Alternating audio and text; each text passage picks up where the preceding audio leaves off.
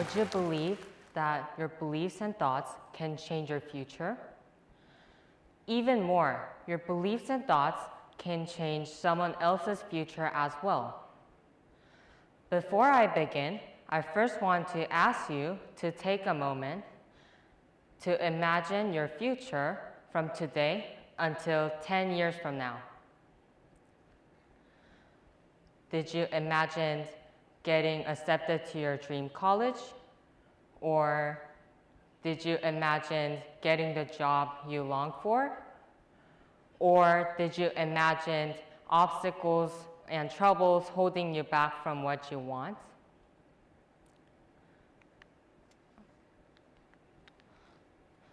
Before I begin, I first want to,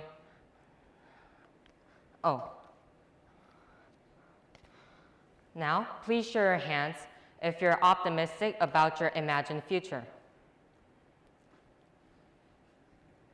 Good for you, because if you hold optimistic beliefs about your future, your beliefs are likely to come true. This is a scientifically verified phenomenon called a self-fulfilling prophecy. The self-fulfilling prophecy is a phenomenon in which one's belief about a future becomes true. You might wonder how a thought, a belief, which is just a thought in one's head, could affect the future that happens in the outside world. Here's how it works.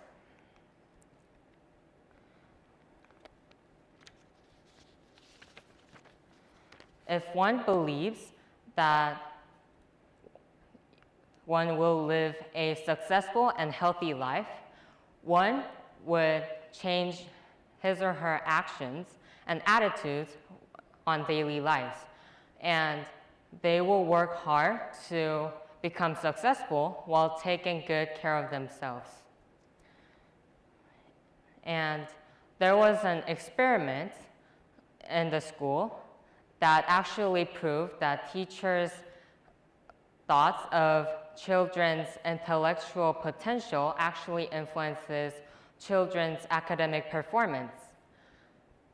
Researchers gave teachers about false information about some children's intellectual prowess, and all over the year, teachers tended to pay special attention to these children and gave them positive feedback and encouragement. At the end of the year, those students became the high achievers. Similar experiment with mice had similar outcome. Experimenters were given false information about some mice's potential to learn the maze. And the mice that were labeled as maze bright were the ones that outperformed the others. The take-home message from the self-fulfilling prophecy is that the power of belief is stronger than we think. The second topic of my speech is related to stress. How many of you have experienced stress lately? Could you raise your hand? And how many of you believe that stress is harmful for you? There was a research that showed how stress is not harmful, but believing that stress is harmful to you was actually really harmful. The research conducted over 8 years from 30,000 people. And the results show that 43 increased risk of dying for people who responded that they experienced a lot of stress. But this only applied for people who said that stress is harmful for them. For those who said that they experience a lot of stress but does not think stress is harmful for their health, were actually had the lowest rate of risk of dying. And in other words, Scientists have found out that throughout the 8 years, 182 people have died, not because of stress, but because of the belief that stress is harmful for themselves. Another research found out the belief that stress is your body's response that helps you to help you to overcome challenges were not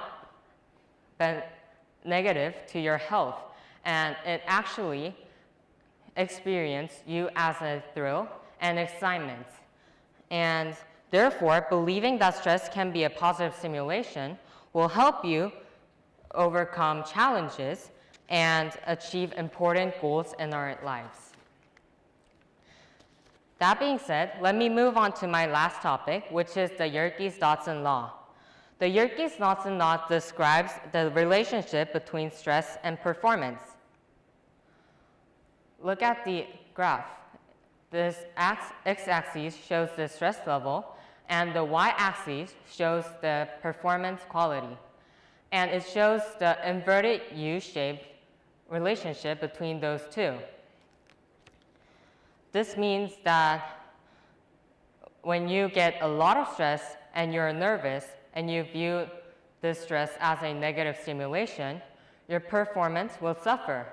However, if you view stress as a positive stimulation with the just right amount of stress, you perform the best.